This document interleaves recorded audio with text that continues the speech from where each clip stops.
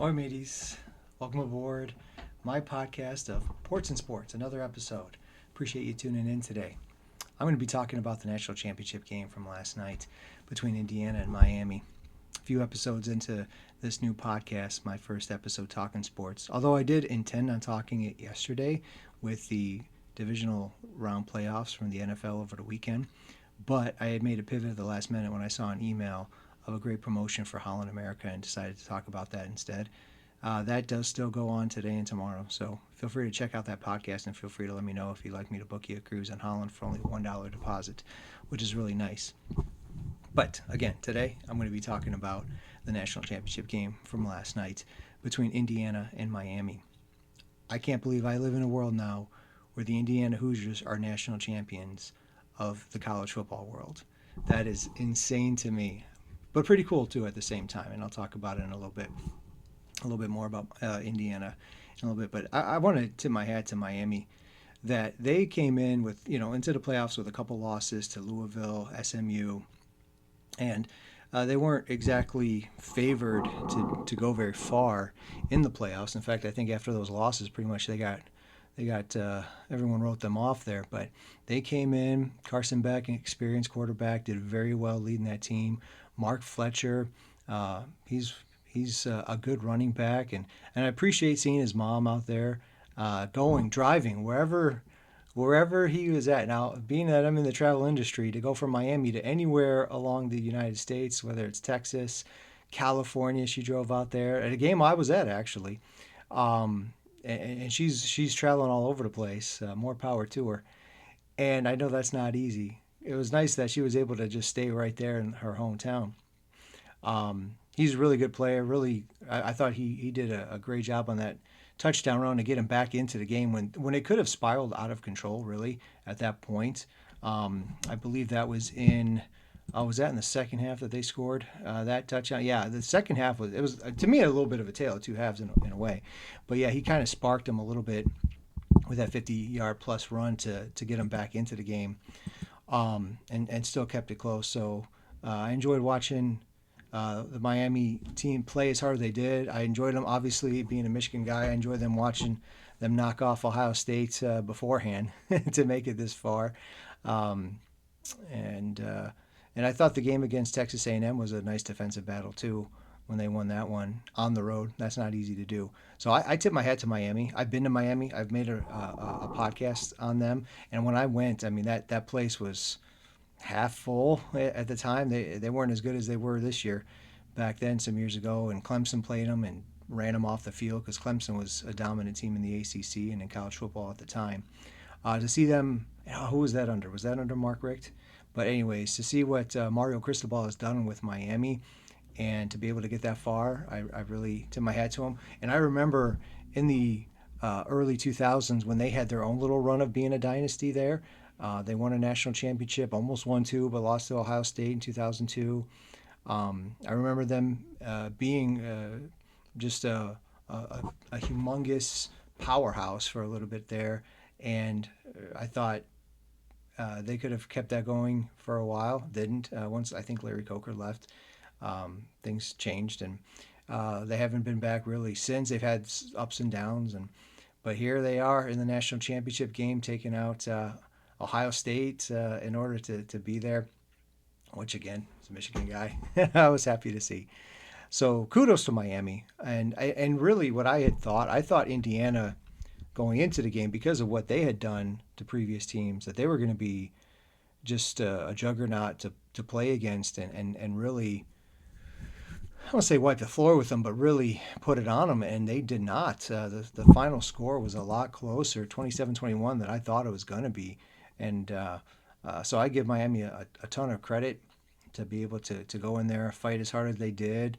Their defensive line is nasty. That is one great defensive line, and that is one of the keys to winning a national championship is the defensive line. A good defensive line can take you really far. You start pressuring a quarterback and hitting them, and they were getting to Mendoza too.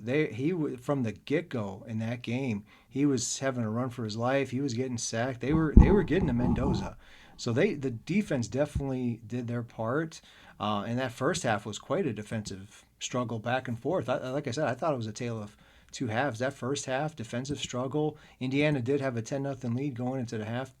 Um, and if their defense wasn't as good as it was for Miami, that could have been a worse score. And then to come out in the second half, I thought Miami kind of took it to Indiana for a bit there, and it was going back and forth, until finally Indiana was able to pull it out in the end, especially with that late interception, which was the backbreaker. Um, yeah, so good job for Miami. As I mentioned, I've seen that stadium. I've been to that stadium before. I've seen the Hurricanes play there. I've seen the Dolphins play there. And if you want to go there too, let me know. Um, Good for Miami. Now let me talk a little bit about Indiana. Wow, Indiana. Now I've seen Indiana too. I've done a podcast to them. Feel free to listen to these podcasts I've referred to, and if you want to go to any of these colleges to check them out, let me know. Indiana, just for the longest time, has always been the in the bottom of the Big Ten. They were the bottom dwellers, and every so often they could pull up an upset here or there or something. But I mean, this was somebody that the big teams in the Big Ten just had such a long winning streak against, and boy, did they just completely turned it around in 2 years. I mean, Kurt Signetti, when he came in and did the whole, I win, just Google it thing, I thought that was kind of a little ridiculous. Um, and a lot of coaches, they might come in saying some stuff, but it's like, prove it first before you start saying some stuff. He did prove it, just at different levels, but he hadn't proved it in the Big Ten. And here he did. He did it in 2 years. I mean, last year being able to be as good as they were, they did make the playoffs. They had a couple losses, and then they lost to Notre Dame in the playoffs. But to be able to bounce back and go undefeated this year, and to be able to do it to teams like they were at Iowa, that is not an easy place to play. No matter what your record is, how good their record is. Whenever you go to Kinnick Stadium, that is not an easy place to play. I've been to Kinnick Stadium too, as well. Um, yeah, I've made a podcast on that. Feel free to tune into that, um, or listen to it. I mean, so they went to Kinnick Stadium. They went to Oregon and beat them in one of the most incredible catches to end a game, uh, in the back of the end zone, just getting his toes down just in the. I mean, that was an incredible victory, and that is when I really took them seriously. I thought they did pretty well. Maybe thought it could have been a blip on the radar last year, and just he got hot. And then they started good this year. But when you go out to Oregon and beat the Ducks in Autzen Stadium, now you got my attention. Now I'm like, okay, now I wish Michigan had Kurt Signetti. That's how, and he was. That's how much I started viewing them differently. At that point, they're no longer. They are definitely no longer the bottom of the Big Ten, and this isn't a fluke. They are a legitimately solid team. I can't say that I got to watch every Indiana game, but yeah, that Indiana Oregon game was so impressive. And then to be able to go into Penn State. Granted, Penn State, they had a down year this year, and of course with the firing of James Franklin, but they had never won in Penn State. Never won in Penn State. There's long history being in the Big Ten. Well, Penn State not as long. They were when they come in the '90s, but still that's 30 years or whatever it's been. Never won in Happy Valley. They took care of that. They won, and that was a little bit of a closer game. Penn State, despite having a down year and a bad record and losing their coach, they still had a lot of talent on the field. One thing James Franklin could do was he could recruit talent. They still had talent on the field. That was not an easy game. They ended up winning it, and then being able to go into the Big Ten game against Ohio State, juggernaut Ohio State, just a defense that was not allowing anything this year. I mean, did they even let more than 14 points at any game? I don't know. Indiana only scored 13 in the Big Ten championship game, but they ended up winning 13-10. So beating Ohio State and then going into the playoffs and then just eviscerating Oregon again. And this time it wasn't a close game. They were on a neutral site, eviscerating them. And also, who was the other team that they won against? Oh man, now I'm drawing a blank. But they had the games that they had played were solid victories. running the team off the field. Alabama, that was the other team. Yeah, Alabama. They handed Alabama like their worst loss ever in a college football playoff game or in a bowl game or whatever. I mean, they just the to beat Oregon, Ohio State, Alabama, to be able to beat them and beat them soundly to make it to this point. It's just unbelievable. This was Indiana. Indiana was a team that, like I said, for so many years, they were the bottom of the Big Ten, or at least one of the bottom teams in the Big Ten. In fact, I think I heard they had the most losses of any Power Four team. I think, if I heard that correctly. In addition to that, I heard that they would have to go undefeated for 12 straight years just to get to 500 again. That's how that's how bad they've been over the years. And I do remember when I went to that game, there was a guy. He was really passionate about the team, and he really wanted to see him succeed, but just kind of, I mean, no one I talked to, he was just kind of sitting next to me or near me, and I could overhear him talking about it and getting into the game, which they did come back and win that game when the one I went to when they were playing Illinois a few years ago. I'm sure whoever that guy is, he is ecstatic, as is probably all the Indiana fans. And I'm actually kind of happy about it myself too. It is the Big Ten, and that's 3 straight years after year after year after year after year for the SEC. And always hearing the SEC people talk about how great the SEC is. And I mean, I'm not going to deny that they've won championships and they've had their great moments and teams, and but now it's with NIL and the transfer portal and everything else. A team like Indiana, who for decades would not have even sniffed making a national championship game or winning a national championship game, now they have a chance to do it with the right coach and with the right players. They have a chance to do it, and they did it. Good for them. Not your true blue blood. To be able to be one of the bottom teams and to be able to make all the right moves and do all the right things, good for them. And it is in the conference that Michigan's in. So good for the Big Ten. That's 3 straight years for the Big Ten with all different teams: Michigan, Ohio State, and Indiana consecutively. We'll see what happens next year. Of course, I'll be rooting for Michigan to do it, but if they don't, who knows? Maybe another Big Ten team. Maybe Oregon will do it, or maybe Indiana will go back to back. It's hard to do. Even Ohio State, with their juggernaut that they were, couldn't go back to back. It's difficult to do. Whether or not Indiana will do it, especially without Mendoza anymore, going to the NFL. We'll see. So who knows? Maybe Oregon will do it. But they lost their coordinators, and we'll see how they replace. We'll see what happens. I'm excited for next year. I'm excited to see what Michigan does under Kyle Whittingham.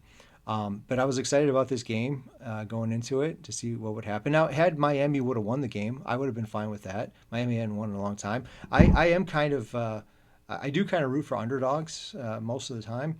Of course, obviously, I'm going to root for my team first and foremost. But if they're not playing, usually depending on if a game is going on and the winner or loser benefits my team, I'll root for that. But if it's not, then a lot of times I'm rooting for the underdog. And Indiana was the number one team. They were undefeated. So they necessarily weren't the underdog, so to speak, in the game. They were just the underdog just in general because of their history. Miami has had some national championships. Granted, it's been a while. 30 to 40 years ago is when they were doing well and winning national titles. But they still have it in their history. Indiana had not. They had never won a national championship. Now here in 2026, they have a national championship under their belt, and their fan base can cheer about that. So good for them. And so I was rooting for them. Although had Miami would have won again, I wouldn't have been upset about that. The ACC, been a while since they've won anything, and I have no ill will against Miami at the moment. And to be able to know that Michigan and I think LSU, the only two that would have been the only 15-0 undefeated national champions, that was pretty cool. Now Indiana's topped that. They were 16-0 this year, and now they've got, I guess you could say, kind of like the record with that. I'm guessing that's a record. I don't think any other team has that because they didn't play that many games back then throughout history. So that at the moment solely belongs to Indiana, because even Ohio State's championship last year, they won the title, but they had a couple losses under their belt. I think they were 14-2 altogether, or something to that effect. But again, Indiana now 16-0. Good for them. So the game itself, like I said, it was tale of two halves. That first half, back and forth defensive struggle. Miami's defensive line getting after Mendoza. And I noticed that the refs were letting him play. There was a lot of things that I thought could have been called, and even my wife was kind of asking, like, what is a pass interference? How do you define that? And I was trying my best to tell her about it. And then as I'm telling it, something happens and it goes completely against what I just said. And I'm like, well, I mean, I thought that would have been called, but it didn't get called. Whatever. They let him play. And it was a good, strong defensive game throughout. And throughout the first half anyways. But Indiana having the lead, having that 10-0 lead, getting that touchdown in with like the fullback who hadn't run the ball since like the beginning of the season. He gets into the end zone. And then the second half, I thought Miami did a great job coming out, not letting it spiral out of control, getting that touchdown by Fletcher. Good for him. Nice touchdown run, 50-plus yards, get the game going. And then they still were kind of having the momentum before Indiana was able to block that punt and to be able to score from there and retake the 10-point lead at that point going into the fourth quarter as they were up 17-7. That block punt is huge. And special teams is huge. Miami, let me just sidetrack on that for a second. When it came to special teams, sometimes special teams can win you a game. If one team is doing better on defense and the other team is doing better on offense, well, I guess that would kind of go against each other. But you know what I mean. Special teams can sometimes be the deciding factor. And in this case, Miami had a block punt for a touchdown. They had a missed field goal that you could literally hear the clank on that goalpost when it hit it. I mean, that was as loud as can be. And then they had a couple like holding calls on some of their returns that could have been good field position, but now you have to go back 10-plus yards, 10 yards from the spot of the foul, and that now you're fighting from even further behind. Special teams definitely went to Indiana in this game, and during their kickoff coverage, they flew down there and did a great job on their kickoff coverage for the majority of the game. So special teams, I think, had a pretty good hand because I would really like to say that Miami's defensive line kept Miami into the game for as long as it did. And I would give the defensive line for Miami a little bit more credit than I would give Indiana's defensive line, although they did pretty well too, but they gave up some stuff as well. And then on offense, I mean, Mendoza didn't have like the greatest of games for the most part. Carson Beck had a pretty decent game. But yeah, special teams, I think, had a pretty good effect for Indiana in this game. That really did help them out. And in fact, it even gave them 7 points on that punt block there in the third. Now going into the fourth quarter, Miami actually outscores them and gets the game close. And when Indiana would get something, Miami would respond. Indiana, they went back and forth. And Miami had a chance to have it there at the end of the game, down 27-21. They're down by 6, get the ball back, but ends up throwing an interception. And there you go. I will say this as regards one of the last touchdowns Indiana had, Mendoza had a Heisman moment there. And he's already won the Heisman. And so his Heisman moments came obviously before the Heisman got awarded to him. But there's been so many times in the past where someone wins the Heisman and next thing you know, they do nothing in the bowl game or they play like garbage in the postseason. Not Mendoza. That man didn't have the greatest game. I don't think he did okay, but I saw him running for his life, throw incompletions, and didn't have the. But with the game on the line and fourth down, that first off there was one. It was the back shoulder throw to Becker, I think is his name. That was an incredible play, and the guts to go for it on that play, I think it was like 4th and 5. They were at the 30, 40-yard line, something to that effect. That back shoulder throw to him and that catch by Becker was amazing.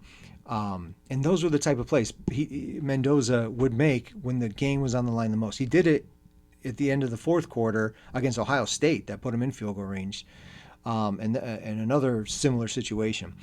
And then when it was 4th down and 5 at like the 10 or something to that, to call his number Didn't even throw it, just a quarterback run. Not only getting the first down, but then fighting and twisting and turning around and diving for the end zone and getting in for the touchdown to increase the lead and put the game out of reach. That was like a Heisman moment in my case. Like, this is why the man won the Heisman. I don't think the stats blew us away. I mean, he was 16 for 27 for 186 yards. Doesn't blow you away. I mean, for a Heisman, right? A lot of times you're thinking, 300 yards passing and 4 touchdowns, that type of thing. In this case, he did what he needed to do, but when he needed it the most on that play, that drive, oh my goodness, he delivered. And that touchdown run is going to be an iconic moment for Indiana Hoosiers going forward for years to come. I have a feeling. And it kind of reminds me a lot of Michigan's national title in 2023. Good defense, line play, making the right thing. J.J. McCarthy he didn't blow you away always with 200, 300, 400-yard touchdown games with multiple touchdown passes, but made the plays when he needed to be made, and not making the mistakes, being very disciplined. You can see Curt Cignetti, he gets his team to play very disciplined. Didn't see a ton of penalties, although, like I said, they weren't calling a lot of things. But there was a lot of plays. I got to say that the defensive back, he's like 5'9". I want to say Bond is his name.